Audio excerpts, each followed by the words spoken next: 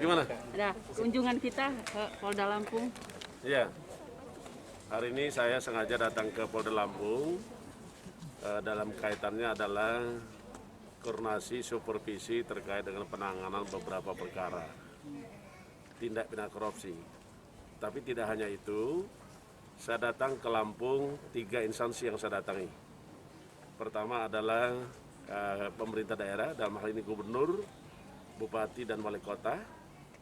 Yang kedua adalah Kejaksaan Tinggi Lampung dan para Kajari dan Kacatjari. Yang ketiga adalah Polda Lampung dan jajaran Polres-Polres. Dari kunjungan ini ada 3 hal yang perlu saya sampaikan khususnya di Lampung. Pertama adalah bagaimana suksesnya pemerintah Provinsi Lampung beserta jajaran dan Polda maupun TNI di dalam penanganan pandemi COVID-19. Menurut catatan yang ada bahwa Provinsi Lampung dianggap 5 terbaik penanganan COVID-19. Tetapi itu tidak harus kita berpuas diri karena sesungguhnya setelah pasca penanganan pandemi COVID-19 itu ada hal penting kita harus lakukan yaitu pertanggungjawaban seluruh anggaran.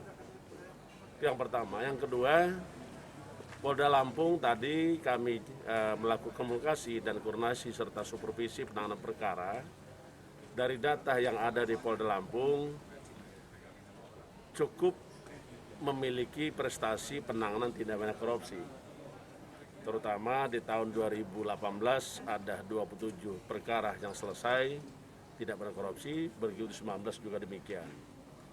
Ada beberapa kendala terutama terkait dengan perhitungan kerugian negara dan juga beberapa terkait dengan kepentingan ahli, baik itu ahli perhitungan kerugian negara maupun ahli bidang konstruksi. Itu juga harus kita sampaikan dan KPK memberikan peluang untuk memberikan bantuan termasuk juga biaya terkait dengan kehadiran ahli maupun baik itu kerugian-kerugian negara maupun ahli konstruksi.